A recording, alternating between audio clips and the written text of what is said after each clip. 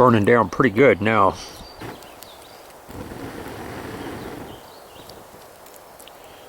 Just wasted all this time and effort.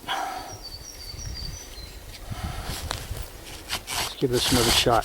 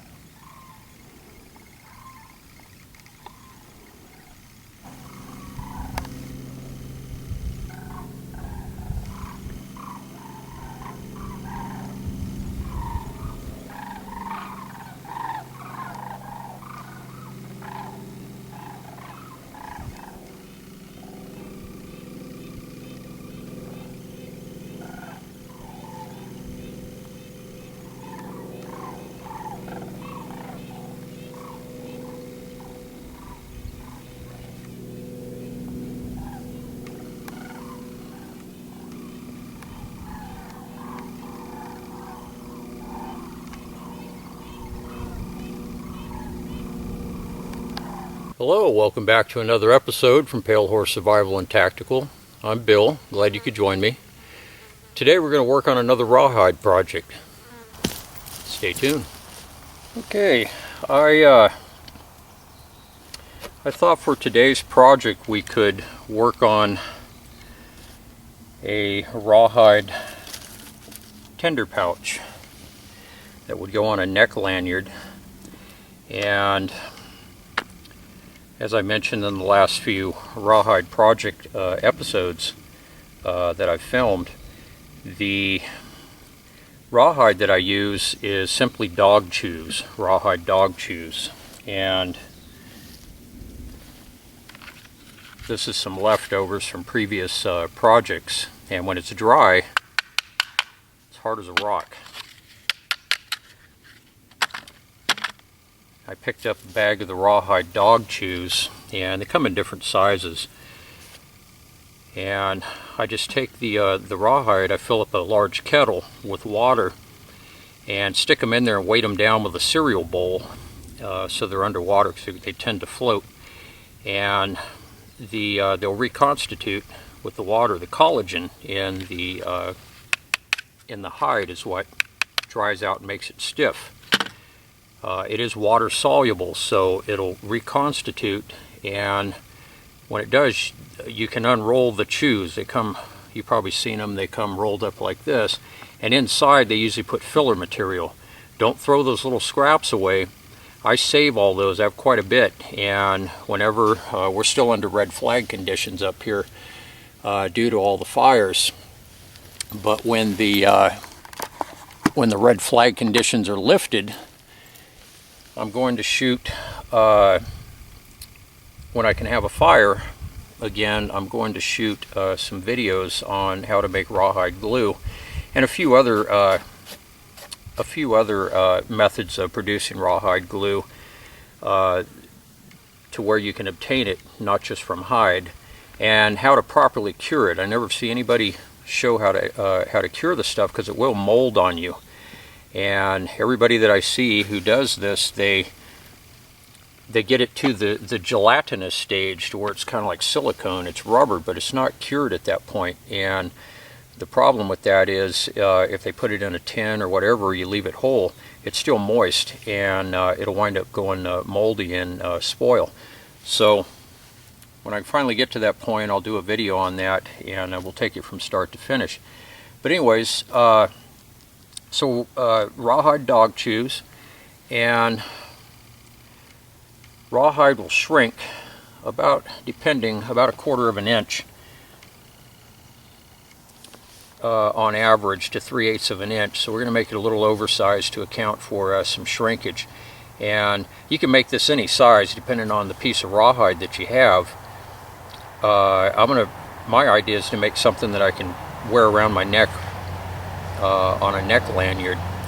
And people have also said, well, rawhide will get soft if it gets wet. So I made a video on knife sheath and some Native American sandals, and that's true, it will reconstitute, but it takes a long time. If you're out and you're in a rain, even if it gets wet for a few hours, it's not going to compromise it. I made rawhide cooking containers and boiled water in them. You can actually cook in the stuff, and you know, an hour or whatever, it's not going to do much to it. So you'd have to submerge it, and it would have to be soaked for quite a few hours before it would get to this point. In its dry form, it's actually pretty water resistant. So if you have a container, whatever's going to be inside the container is going to be pretty well protected. It's not waterproof, you can't submerge it obviously, but if you're in a rain or whatever, the contents will be protected fairly well inside.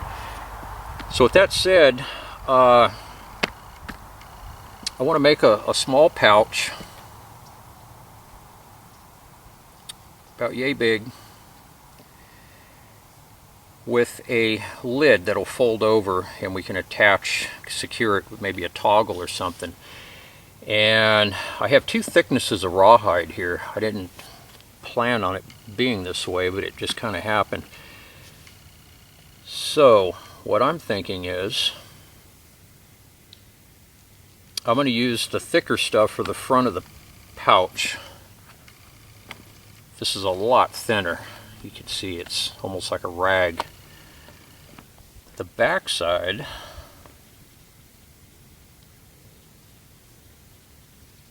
I'm going to use the thin for the back.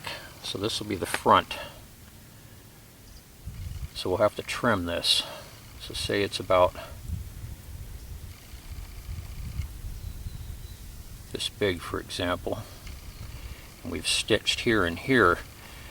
The reason why I would want to use the thinner stuff on the top is because it's going to be more flexible. It's almost like a thick parchment when it's dry. The thicker stuff will be, it won't be as flexible. So I think the thin on the back side, and that way it could fold over and be the lid here. And when it's dry, it'll be more flexible.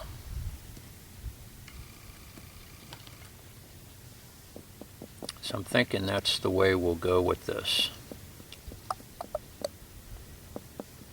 So the first order of business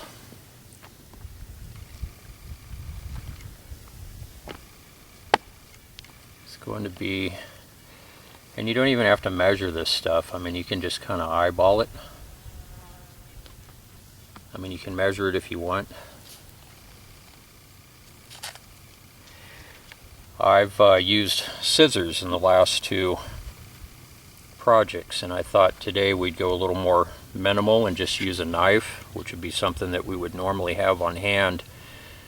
And scissors aren't something that you would normally carry, so I'm thinking we'll go a little more minimalist today and just utilize minimal tools. I do have a little portable hole punch that I'm going to use. You can use an awl or whatever. The holes won't be as neat, but for cutting purposes. And then we're going to cut cordage, and I'm going to show you how to cut the cordage using a knife as well, just in case you're in a situation you don't have a pair of scissors and you we're going to engage in a project like this. So what we're going to do is square this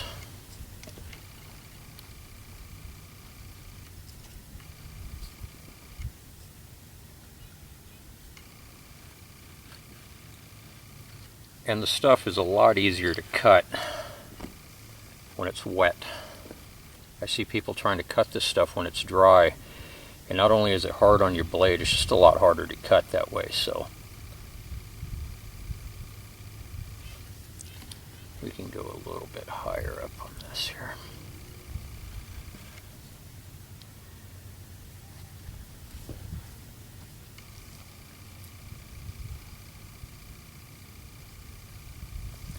I've been filming, the seasons are changing, and I've been filming flocks of geese. I can hear some more approaching. They're all heading south, migrating for the winter. I can hear them. I don't know if the camera's picking them up, but you'll hear them as they're passing over. These huge flocks. And the one that I filmed where they were circling, they hit thermal lift. They've been on the wing for a long time. So to rest, they'll detect a thermal, and then the whole flock will start to circle. And with the thermal, it's a rising bubble of warm air. They can get in there and then kind of rest and take a breather from flapping their wings, and that's when they begin circling inside the thermal there. I grabbed my camera and started filming. I'm going to make this as wide as I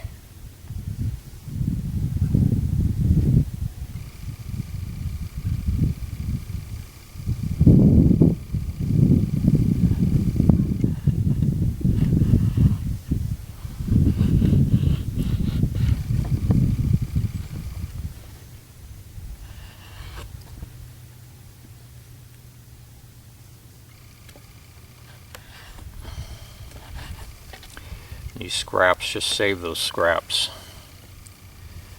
Square this bottom up here. And again, it doesn't have to be perfect. You can get it close.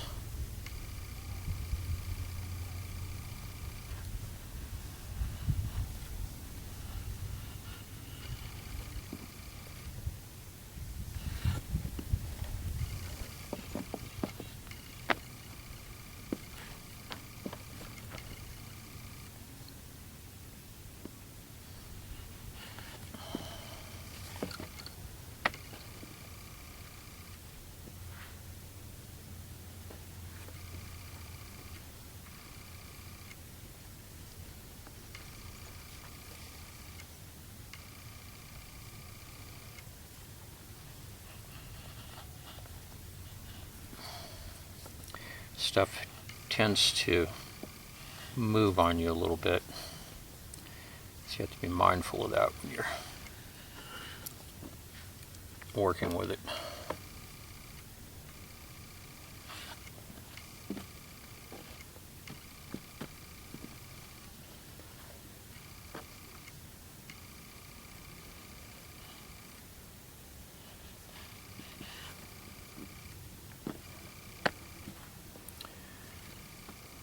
Alright, that's going to shrink about 1/4 of an inch, so it'll probably take us right about to where we need to be. Now for the back side,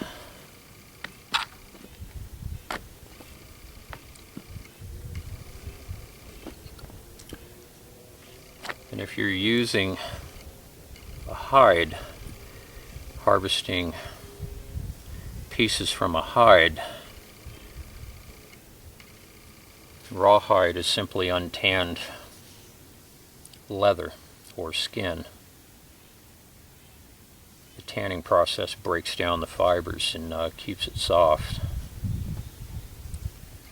But if you're looking for thicker skin, usually the rump areas are thicker, and on a hide the belly area. This is obviously from the belly area here.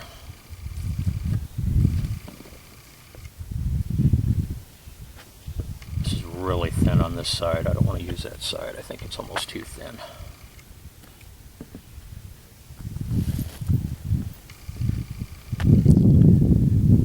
So what we're going to need here is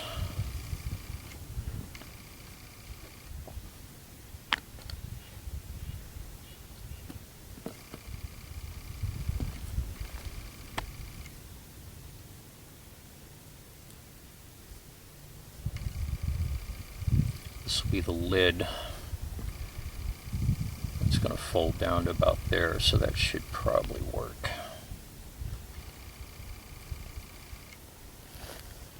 Pretty well.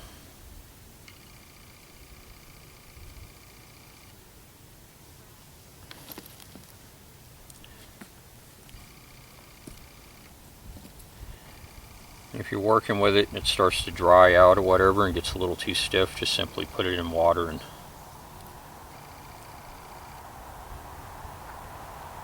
soak it for a little bit. It'll reconstitute.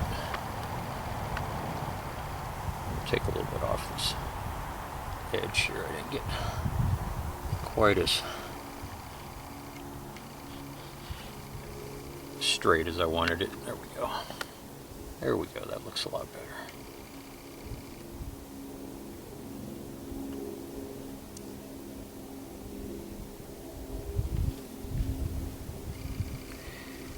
We're just going to use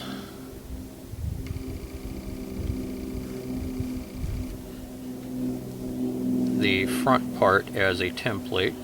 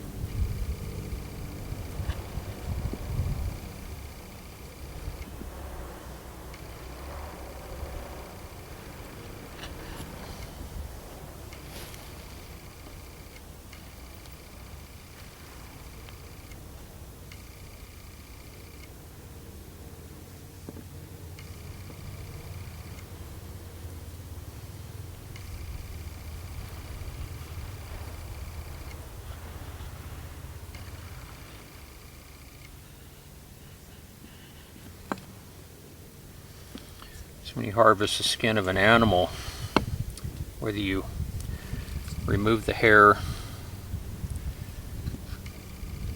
or not, as long as you dry the skin out, it'll keep. If you keep it wet, this will start to rot and you'll smell it. It'll smell really bad.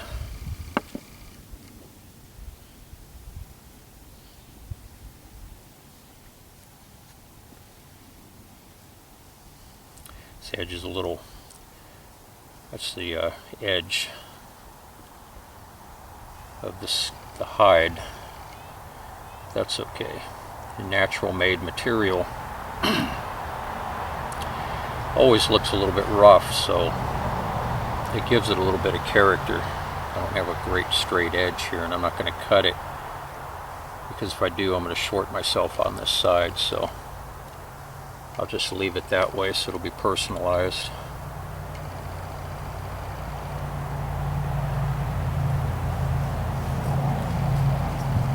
I'm going to straighten that edge right there. So that'll be the lid. Actually, we can square this edge a little bit better here. There we go.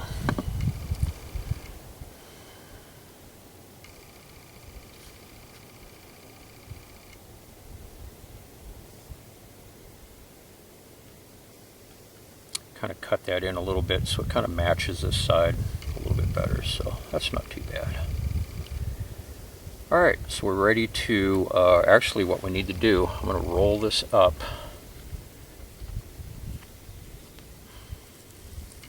so it doesn't dry on us, because we need to cut some cordage. So we'll go ahead and I'm going to show you how to cut cordage with a knife. And it's a method that I use, and it works pretty well. So we'll go ahead and get started on that. So stick with me. Okay. This is what I'm going to use for the cordage. Now these are also rawhide dog chews, but they were flavored. I think they were beef flavored, they said, on the package. And this is really thick. This is obviously from probably the rump area. And this will make really good knife sheaths. I actually shot an episode on, made this knife sheath. If I get in the shot here, made this one. I'll put a link in the description box below to the Native American sandals and the knife sheath here, and that's what the Becker BK14 fits into, and it works really well. I didn't like the stock sheath that it came with, so this is going to be way too thick for lacing for this project. I need something a lot thinner, and this is really thick. So like I said, this will be great for projects, so I'll just roll these up and those can dry out and be saved. Now this is another piece of that. Now I guess I used bouillon, beef bouillon, and it put a nice stain on this. So I'm thinking this lacing with this nice colored stain would contrast nicely with the white pouch.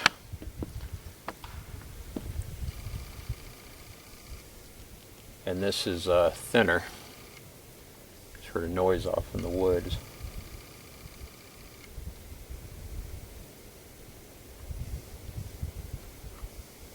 Banging sound. Anyways, so what I'm going to do is I'm going to lightly, it's pretty thin, so you got to be careful with the stuff and not tear it.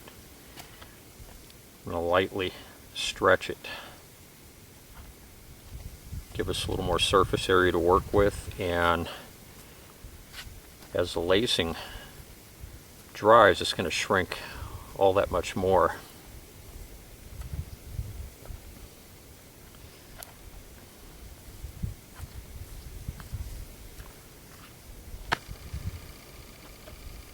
So we can get lacing out of this entire piece here. We'd only need for that pouch probably around both sides and the bottom for the running stitch. I'm thinking we probably wouldn't need more than about less than 1.5 feet, and we're going to get quite a bit of cordage out of this. So I'm just going to cut this whole thing into cordage. I can save the cordage and use it for future projects. So I like the color of this. So what we're going to do, the first thing we need to do, I've got a tear right here, so I'm just going to square this off.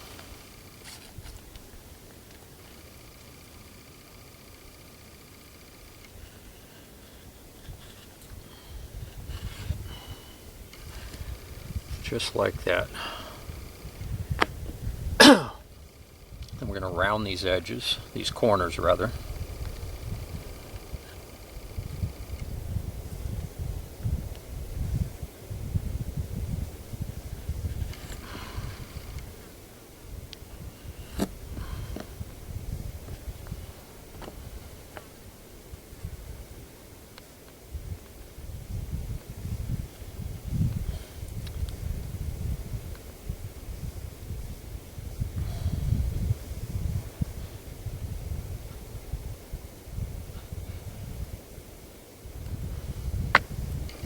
Just like that.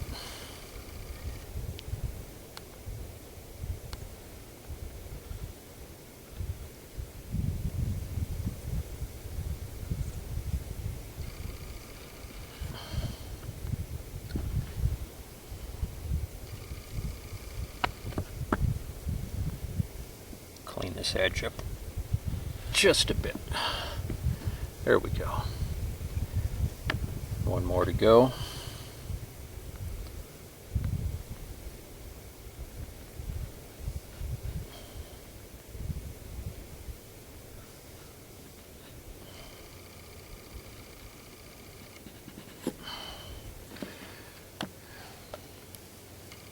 There we go. Now I'm going to show you, we could probably cut it this way.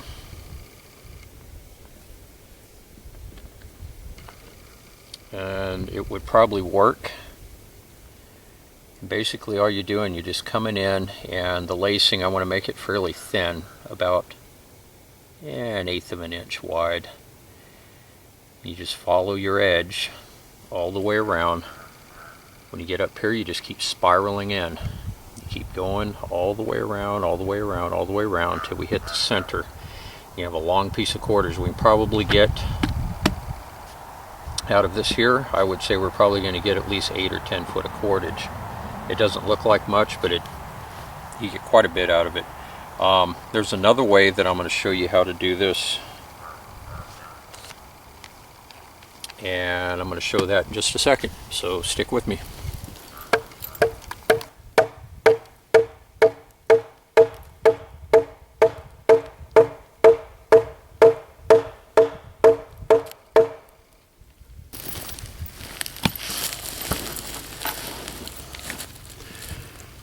Okay,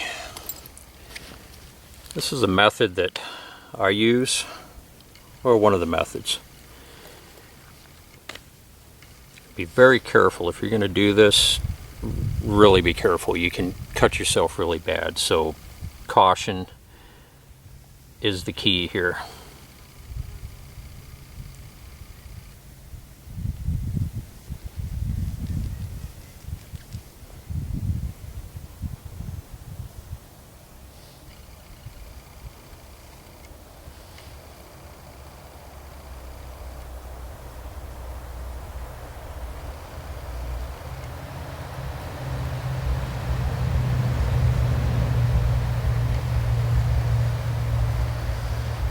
You just have to take your time.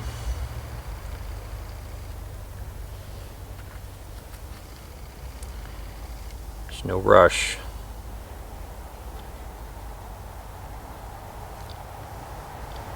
The main thing is you want to keep a fairly even width. The more precise you are, the cleaner your cordage is going to look. The finished product will be much cleaner.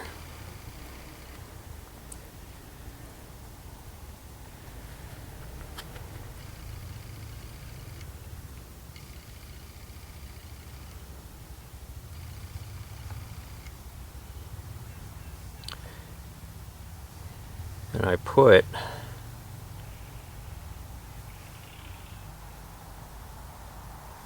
I batoned the knife into the log, if you'll notice.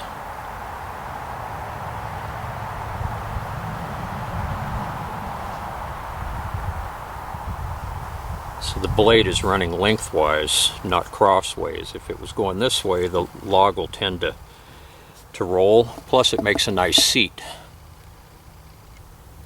So you can sit on it and it's solid. You're not going to move the log back and forth like this. This way you'd get the rocking, and it'll tend to interfere with your cut if you're fighting the log.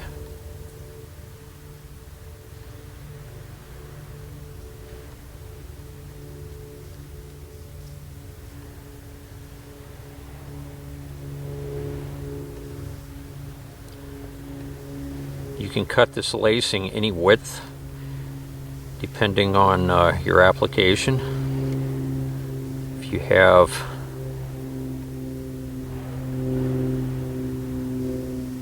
if you're using it for if you're lashing large objects, larger poles, you'll want thicker cordage, and this makes great lashing material.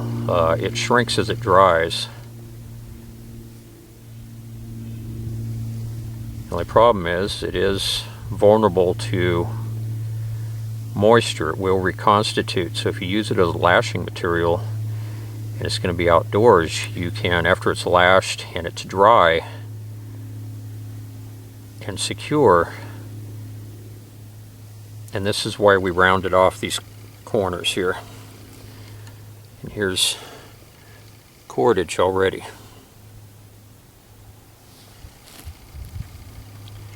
I mean, we already have like a foot of cordage.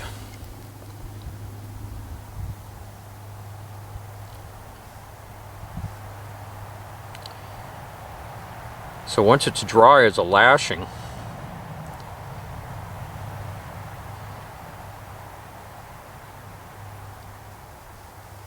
you can cover it with pine pitch glue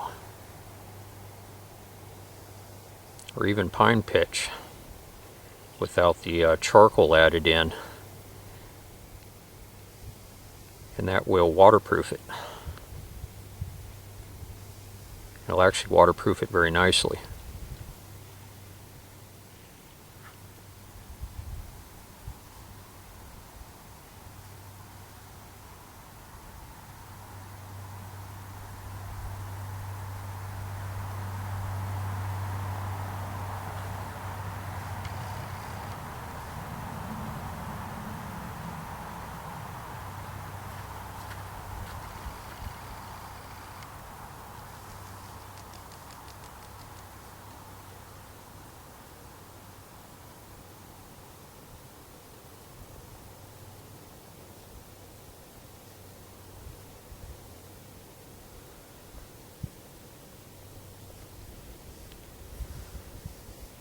And if you use it as the pine pitch alone will be kind of brittle.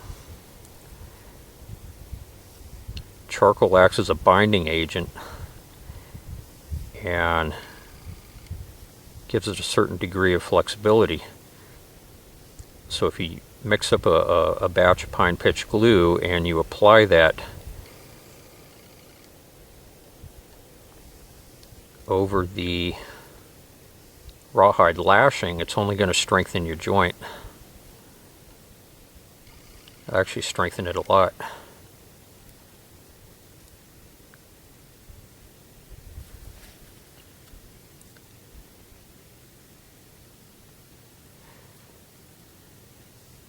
The skin gets a little thicker right here, so I was taking my time to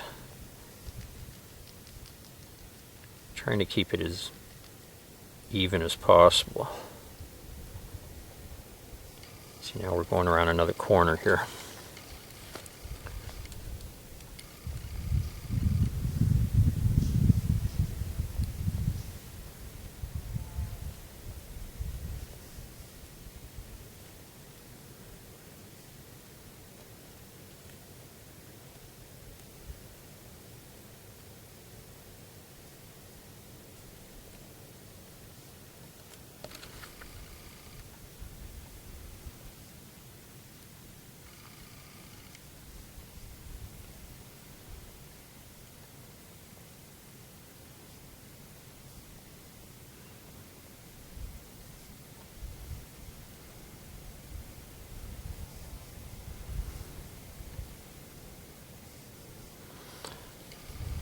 And this is what we have already. About 2.5, almost 3 foot of cordage.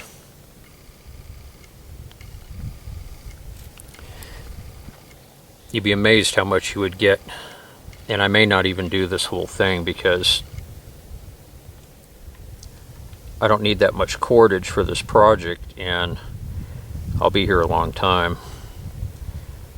So I'll probably just grab what's needed and just save this piece for future projects.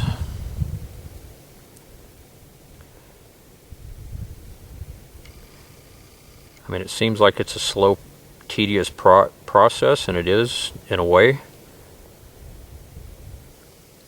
but it does go pretty fast. You get cordage pretty quick this way.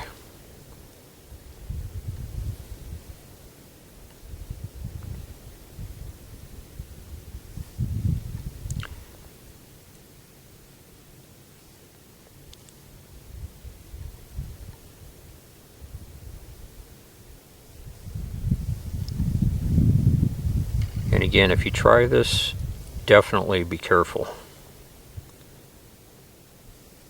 You can cut yourself very easily.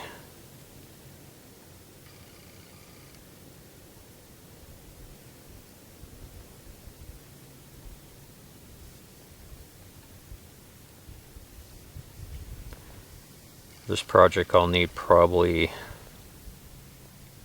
3 foot of cordage will definitely get the job done.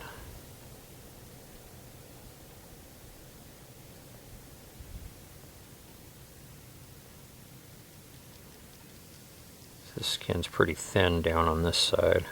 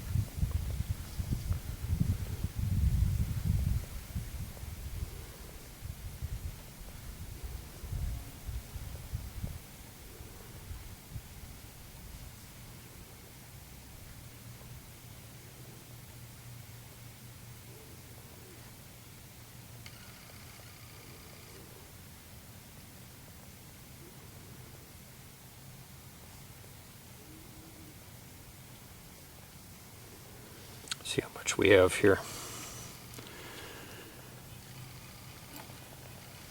We have about,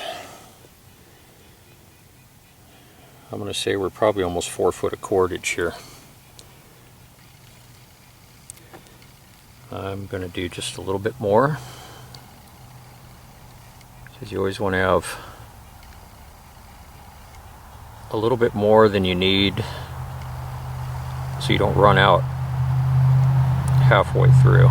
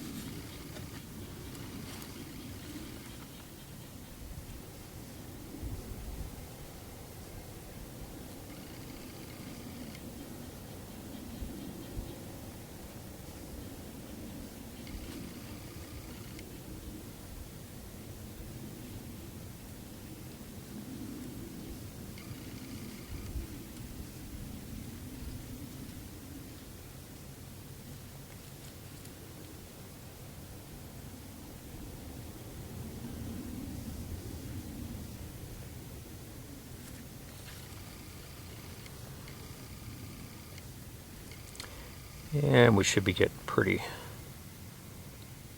close here.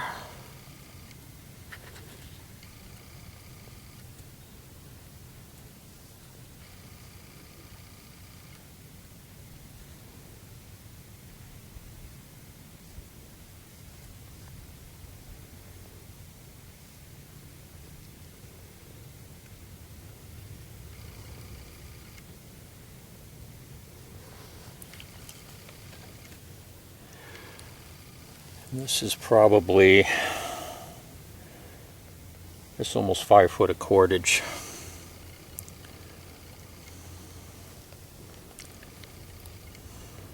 And that is definitely enough to do that little project. So I'll run this up to the edge here, and you can still see we've got a lot here. I originally thought we'd get about 10 foot out of here. I'm going to readjust that estimate and say we could probably get 25-30 foot out of this. It's pretty impressive for a small piece of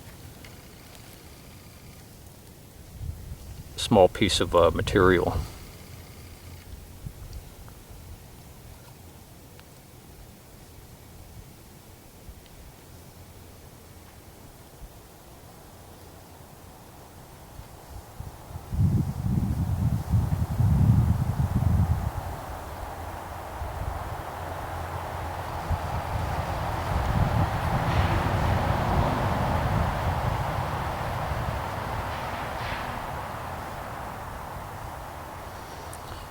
Go ahead and just run that right off the edge, just like that.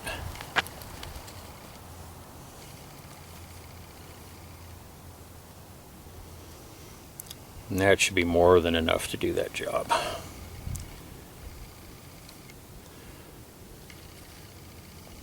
So let's punch some holes.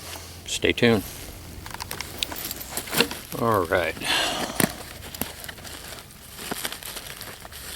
My possibles bag, I have a small hole punch, small portable kit.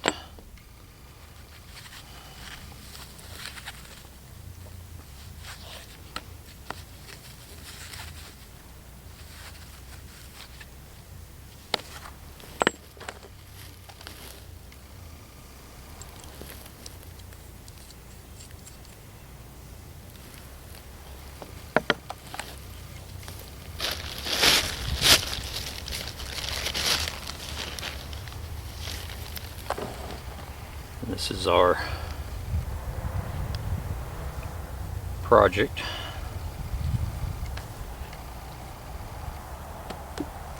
Had it in a plastic bag with some water so it wouldn't. And we'll put the lacing in there so it doesn't start drying out too soon.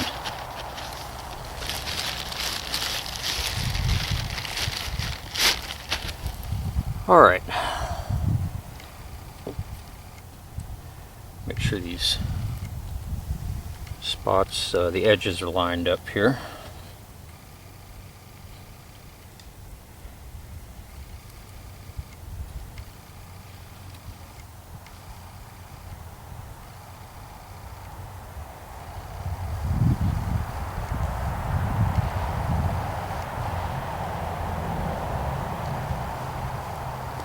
Looks pretty good. So what we're going to do is I'm going to punch the holes on the logs. I don't want to mess up my nice round here.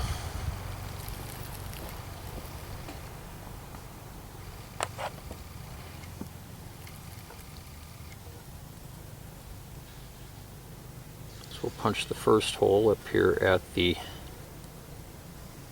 top edge.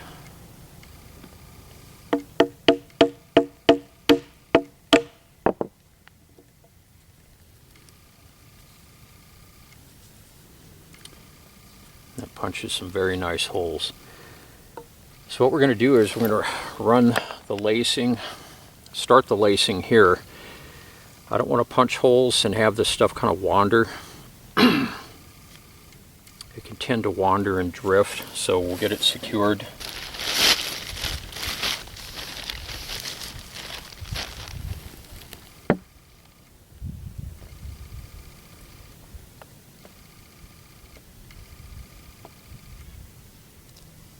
And what we're going to do is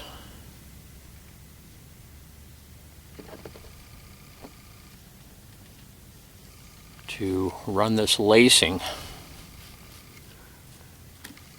I'm going to punch a hole in the lacing itself. I'm getting down here to a fat section so it can accommodate the width of the punch.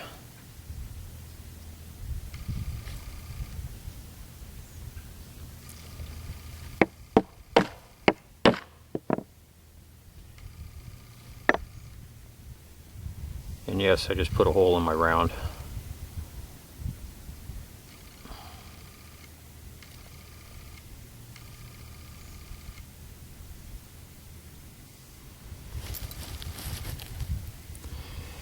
And this is where we terminated it. It's kind of pointy.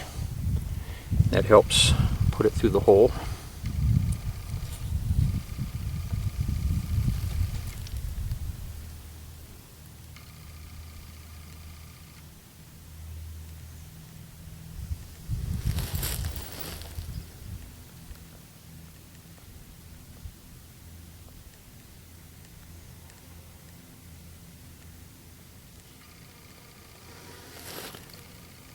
And this is how you start the lacing. So we have the hole here in cordage. We're going to run the other end through that hole. Just got to be real careful not to pull it too hard when you cinch it down and break that, because the stuff's a little, it's not as tough when it's wet, and we're running pretty close to the edges there. That wasn't a real wide piece. This is how you start these off, and you can finish. Oh darn, cordage just broke. That's okay. Must have had a weak spot.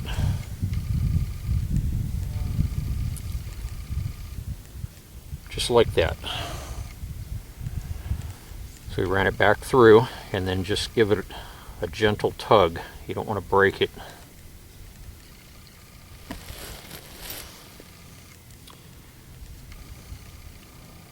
And we do have a tail here, but after this dries, you can come back and you can cut this and round this edge off, and it'll look nice and neat. It's a very convenient way. You don't have to tie any knots. When that dries, it'll be perfectly secure. So we're going to go down about 3/8 of an inch, and we're going to pop another hole in here.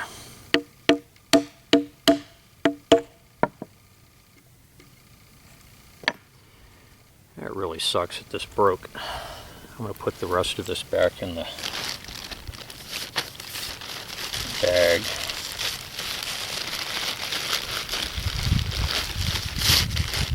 That's okay. We'll when we get to the end of this,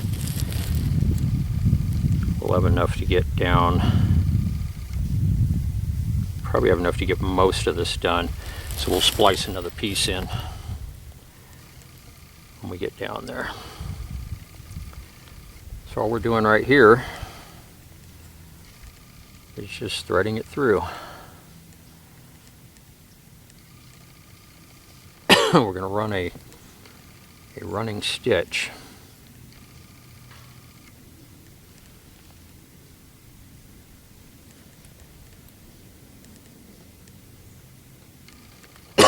Down the sides.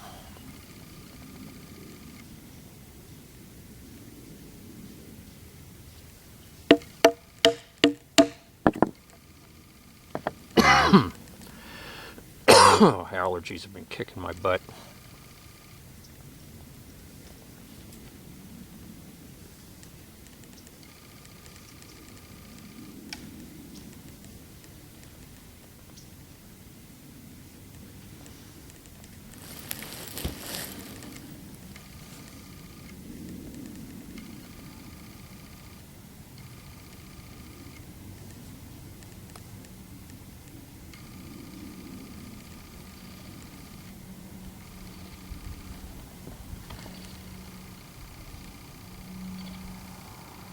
Once you get going on this, it really doesn't take all that much time to complete a project.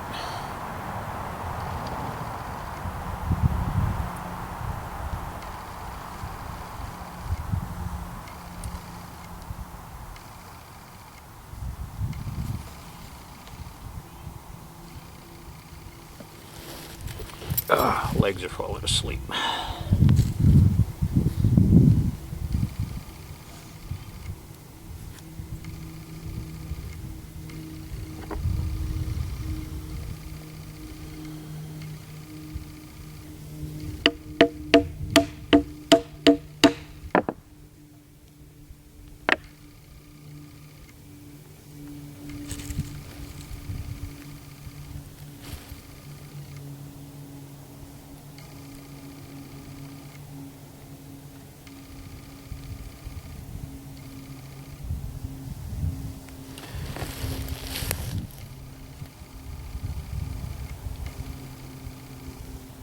So this is what we have so far.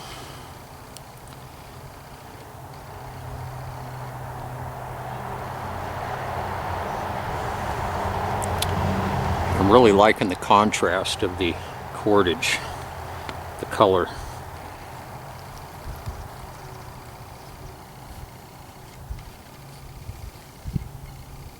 Trying to keep you guys in frame here. You know, the sun's casting the shadow of my camera on here, so I'm going to reposition the camera. Stay tuned. Okay, I think that's better. Let's keep moving along here.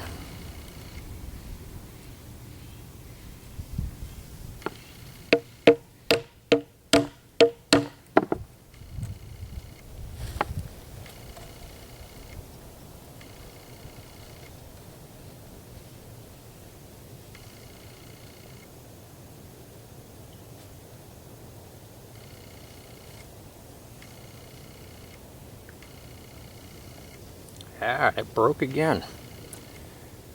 I wonder if what they soaked that in, that bouillon, weakened this stuff. I've never worked with rawhide cordage that was so weak.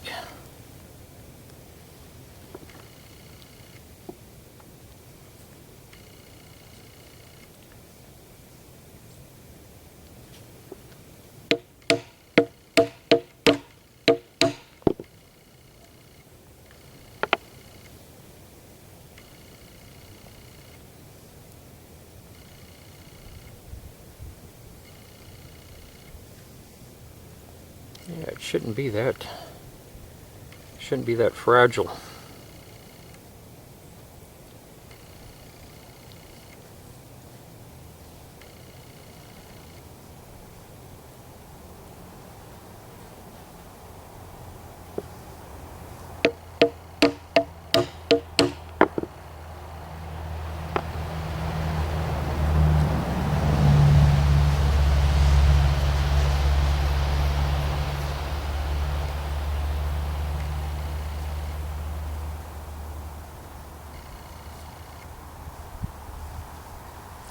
Once it dries, it'll be a lot stronger, but I'm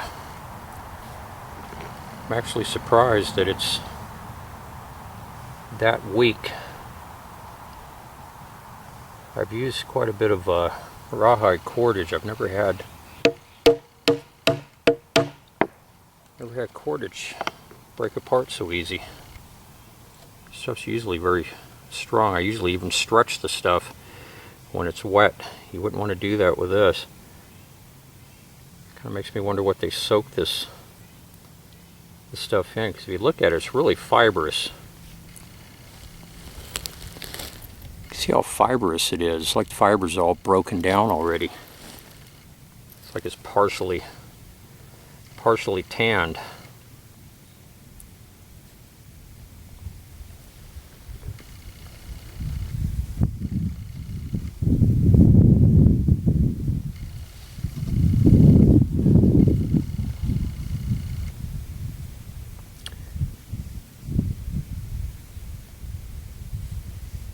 It's almost behaving more like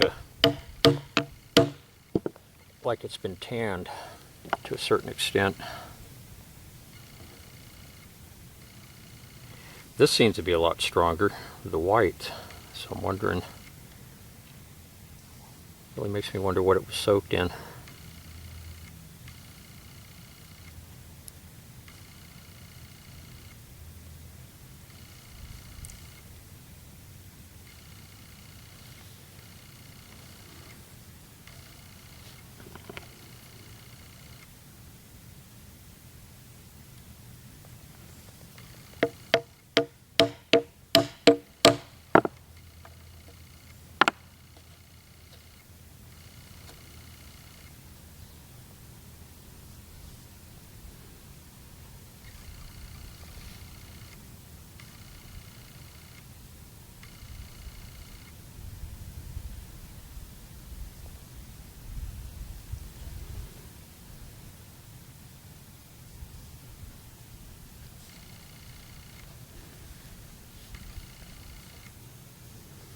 Yeah, once the stuff dries, it should be okay. So I'm going to run probably another turn through here, and then I'm just going to do a simple tie off. I'm not going to poke a hole and terminate it the way we started it up there, because the stuff's a little too weak for that.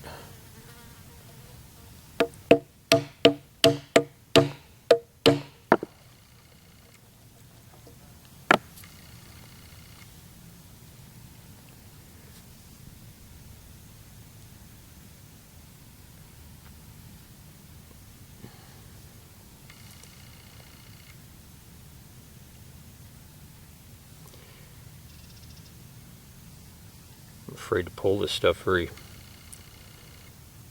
hard and have it break.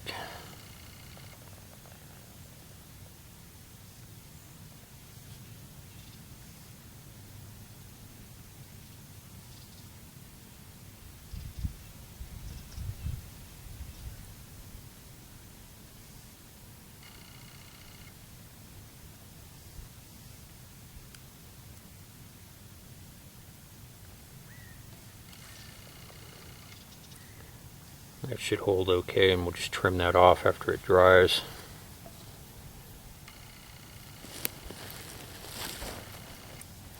I'm going to give my legs a break, and I shall return. Stick with me.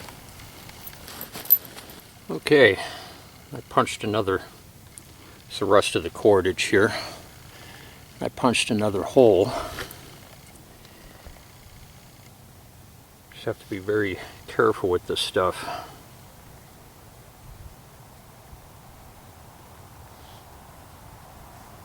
We'll go ahead and start this up the way we did at the top up here.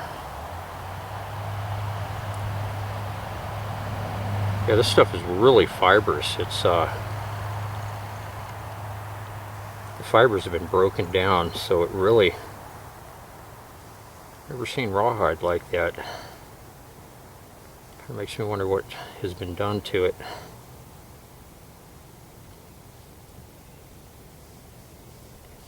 Usually when I work with rawhide cordage, I pull it pretty tight. It's rare to have it break. This stuff here is, it should be fine once it dries. It'll reconstitute for what we're using it here for.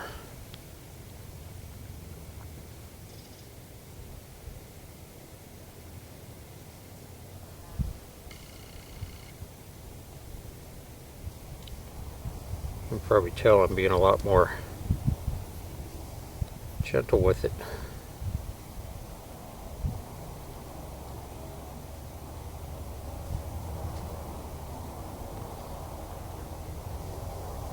And again, we can trim that when we're done.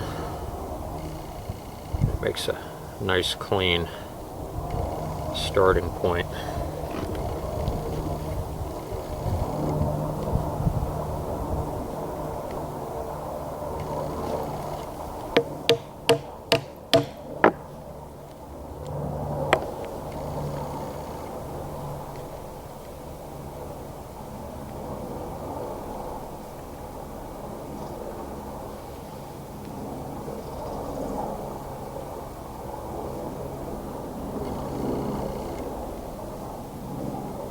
Not used to having to be so gentle with rawhide.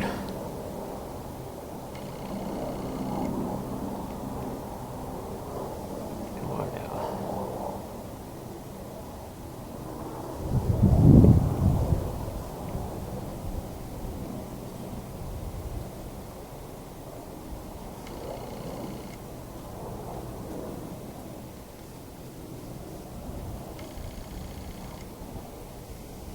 Alright, so now we're going to get down to the edge here.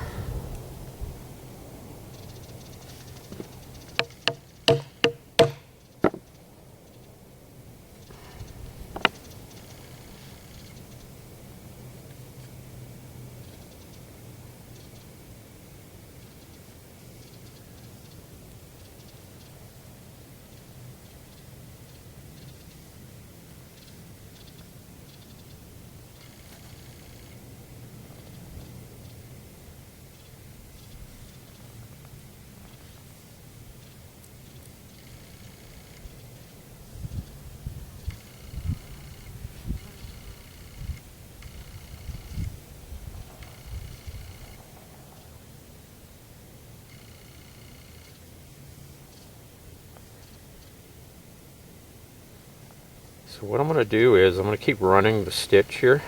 I think you guys have the idea. So I'm going to keep running the lacing.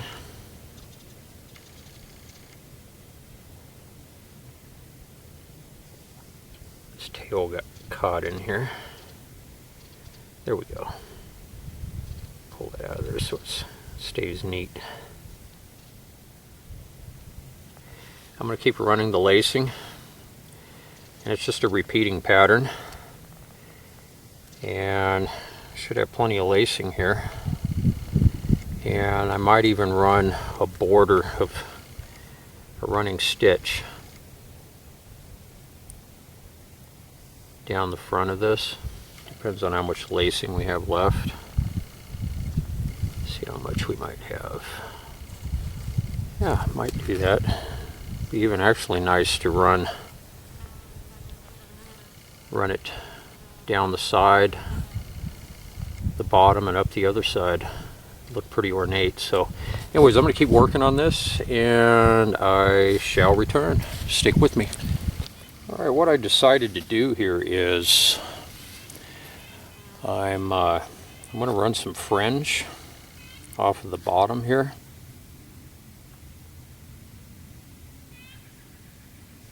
Yeah, I had another idea, but so I have some deer hide, buckskin deer lacing.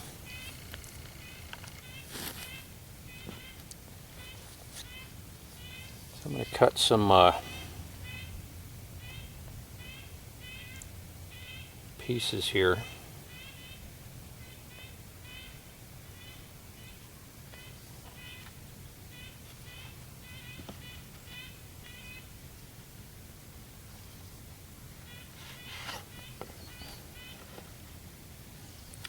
And I have a thicker piece that I'm going to use as for the neck lanyard. We'll add that in later on in this project.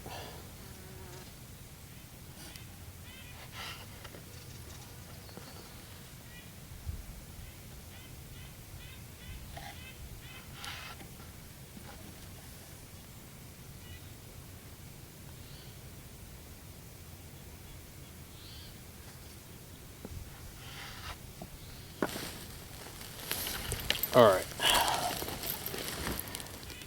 so I punched a hole.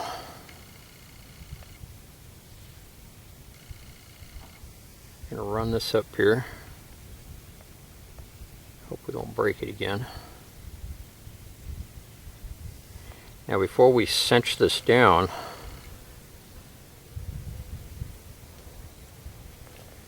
we'll take a piece of this buckskin lacing, stick it in here,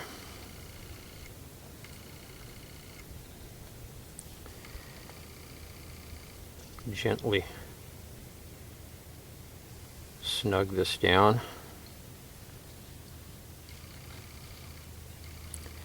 and just put a single overhand knot in here, just like that.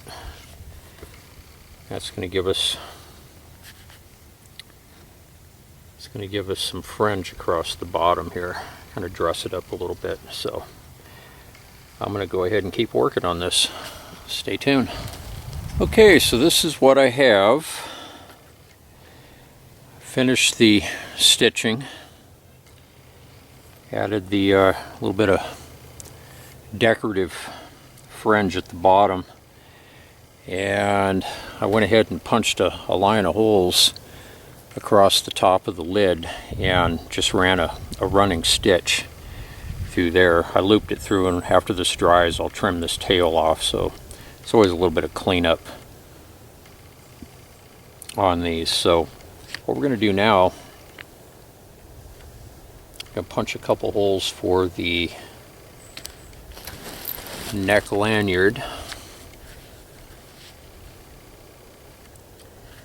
and that'll be right back in here.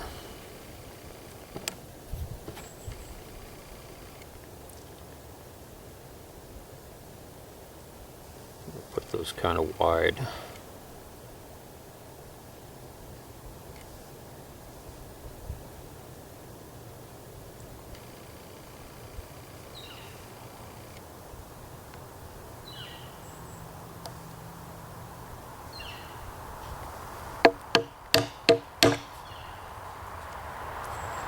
There's one, and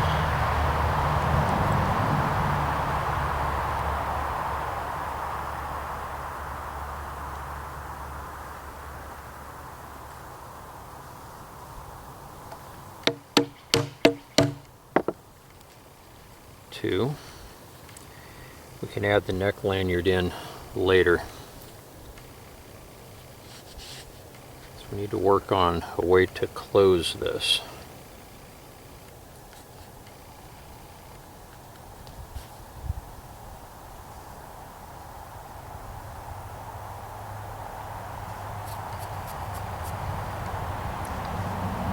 So I think how we're going to do that is put a loop here.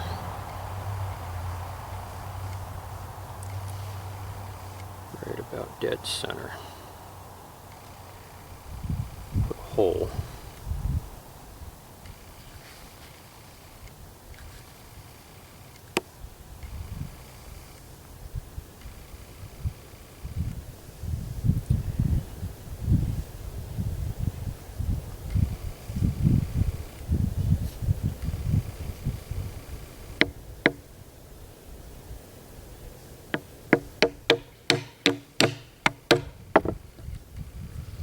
Just like that. We're going to take a piece of lacing that we have left over here.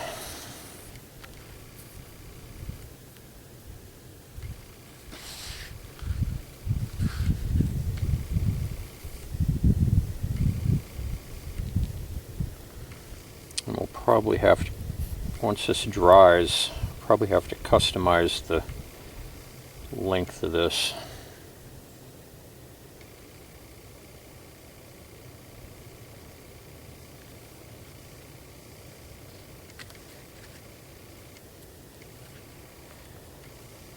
And then this needs to be wet formed, so I'm going to stuff it with probably, I'm in a coniferous forest, so I have tons of pine needles, so I'll probably just stuff it full of pine needles to shape it, and then bring the lid over, secure the lid, and then you have to kind of babysit it, because sometimes the edges, as they dry with the rawhide, they'll start to curl, so you have to kind of form it as it dries, and it takes a good day or two for it to dry completely.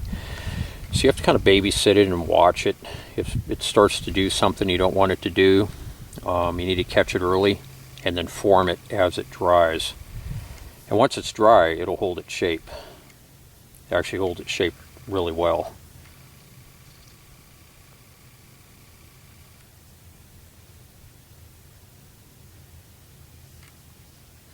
Thinking this will probably work.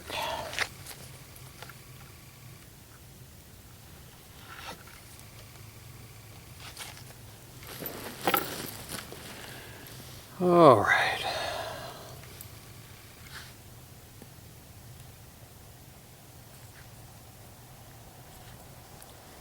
This is going to be one of the easy ways. A couple different ways to do this, but this is a very simple way of connecting this. So we just ran both sides through.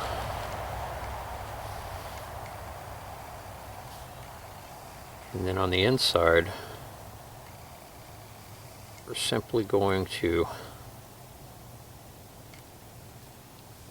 make a stop knot.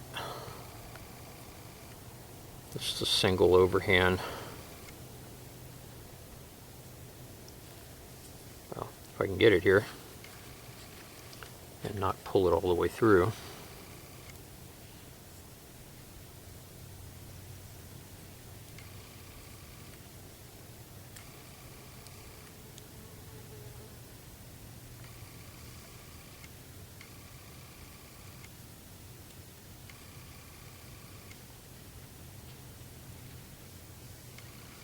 There we go. And to preserve as much length as possible on this loop, I'll just slide this knot down to the end here. And I'm not going to snug this real tight right now, just in case it has to be adjusted. That's on the inside. And then when we pull this, that knot's a stop knot, and that keeps it from pulling through the hole, just like that. So when we close it, now we have a loop out here. Very, very simple way of doing this. Now, I think what we'll do here, you can use a deer antler button, you can use a piece of bone. I don't have access to any of that right now, so I'm going to find a stick. I'm going to do a little bit of shaping on it. I'm going to pop a couple holes in here and then hook the I'm going to make a little toggle out here that this will go down to and secure itself onto. So let me go ahead and get the let me find a suitable toggle and I shall return. Stay tuned. Okay, I made a little toggle here, just a seasoned stick that I found on the ground, and I used a piece of charcoal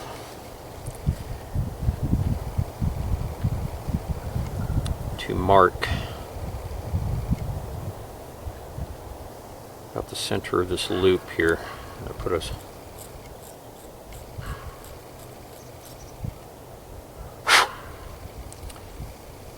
mark right in the middle. Now I'm not going to try and stress this cordage by opening this thing up and hoping to get a hole in there. So what I'm going to do is I'm just going to punch through both the front and the back. There's two little holes on the back sides, not even going to be noticeable.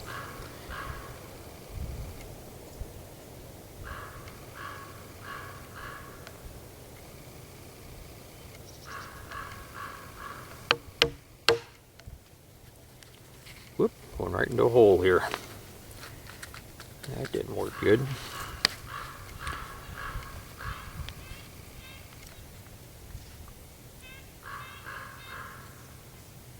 Listening to the ravens, they make all types of different sounds.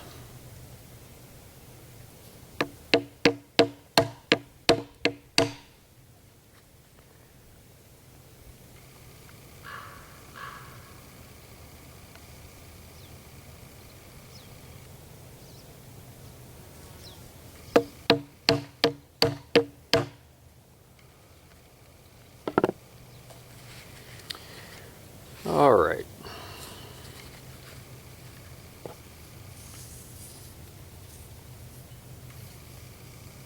What we're going to do is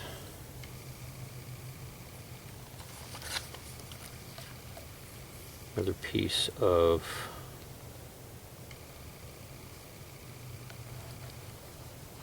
the buckskin lacing here.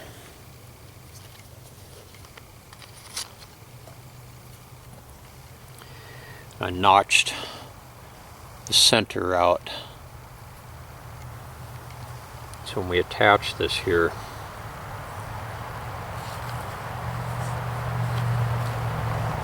and cinch it down, it will act to secure that, keep the toggle from sliding out of the binding.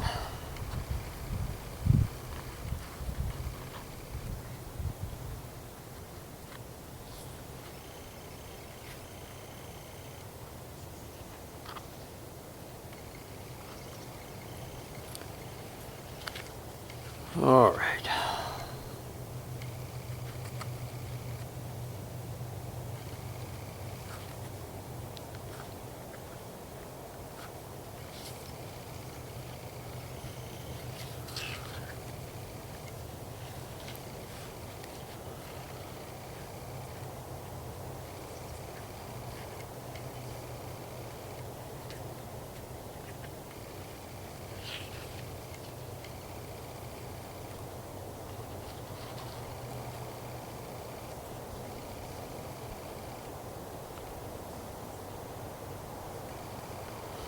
The nice thing about this buckskin lacing, once you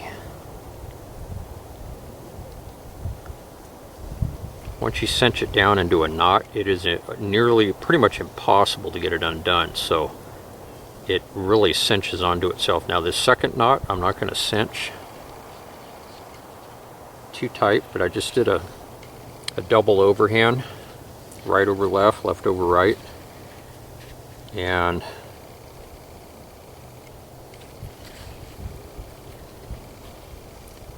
actually that could have been a little bit tighter.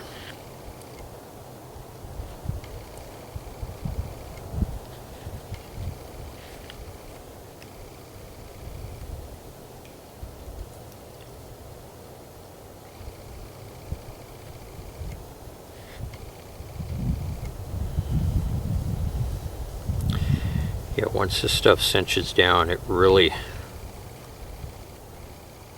becomes quite secure.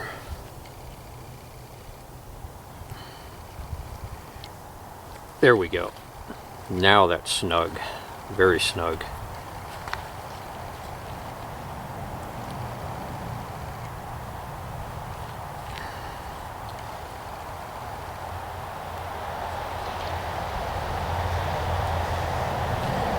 There we go.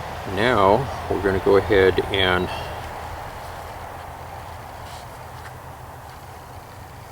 to secure that, just pop the loop right over the toggle.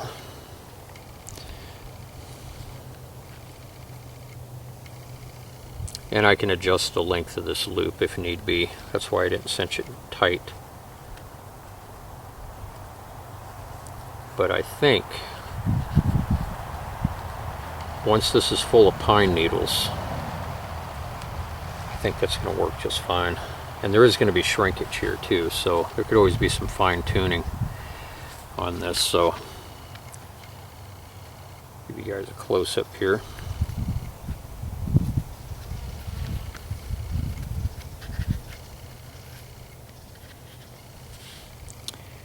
And that is what we have. So I'm going to go ahead and stuff this guy, and I shall return. Stay tuned. Okay, I've got this stuffed with pine needles. Now you don't have to use pine needles. You can use dry grass. Dry grass is hygroscopic, so it absorbs moisture.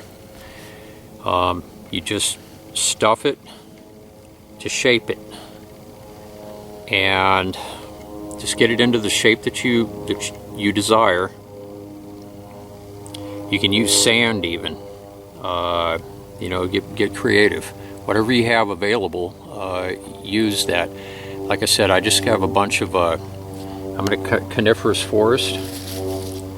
There's pine needles everywhere here, so that's what I chose to use. I kind of crunched them up and just kept stuffing it. Go ahead and open this.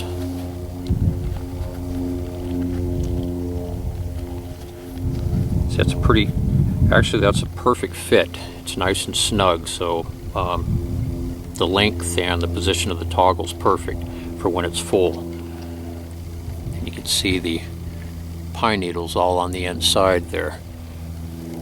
Remember, you're wet forming this. See, it's going to change a bit as it dries. And the reason why we stuff this is if you just let it dry flat, you're going to have a flat, hard pouch. You're not going to be able to get anything in, so you're forming a cavity, a shape to it.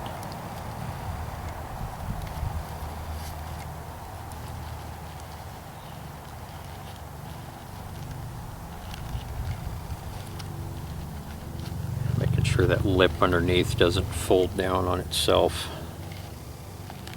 So you have to kind of just babysit this as it dries.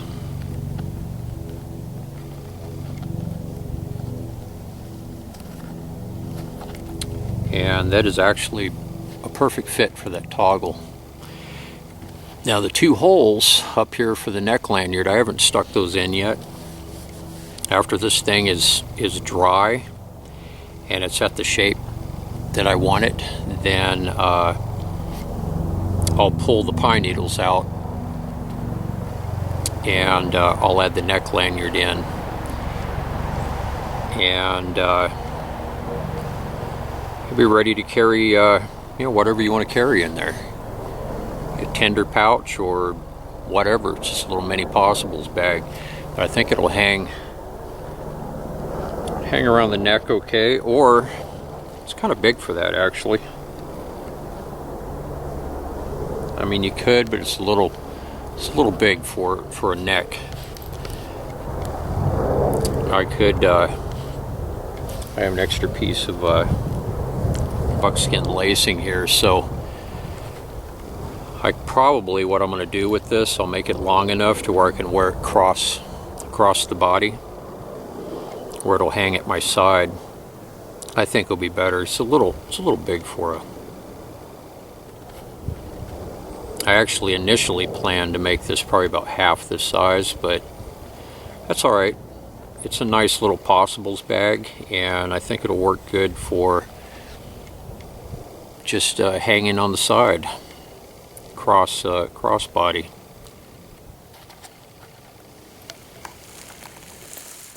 Well, I went ahead and added the shoulder strap, that piece of buckskin lacing, and just wearing it cross body.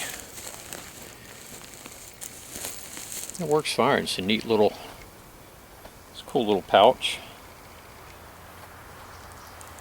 Hangs right at the side, and you could even make a belt loop back here for it. Wouldn't be hard to attach a belt loop onto this or wear it on a belt, but I usually have enough stuff hanging on my belts. But this seems to work okay.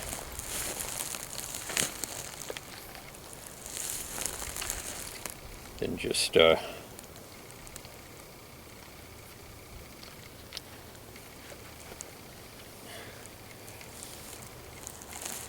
just ran the cordage through the inside, through one hole and out the other, and then just put a standard knot back here. You can put a double fisherman's if you want to adjust it or whatever. I just put a single overhand on the back side, something quick and easy. But I'll babysit this thing for the next day and kind of keep an eye on it as it's drying, and make sure it dries properly and of the shape that I want it to be in. Yeah, the general rule, carry out more than you carry in. I found these propane cylinders cook stove cylinders. Well, they put lanterns on these too, but somebody was using them as targets and just left their garbage out here as usual. So those will go in the back of the truck and get disposed of when I get back to the circus that I call civilization. Well, I hope you enjoyed the video as much as I did making it today. Please like, subscribe, and share. I hope all of you are having an outstanding day, depending on where you're located, and I will see all of you very soon on the next one. And I want to take a moment to wave a hand at my new subscribers. I'm happy you find things interesting enough to subscribe to my channel, and glad to have you here. It's important to know that I don't make any money with my channel. It's not monetized. That's not why I do this. I do this for the sheer love of bushcrafting and connecting with nature and sharing knowledge with all of you, giving as well as receiving. So I have a lot of fun doing this. But anyways, guys, I'll see all of you very soon on the next one. Everybody take care. Bye-bye.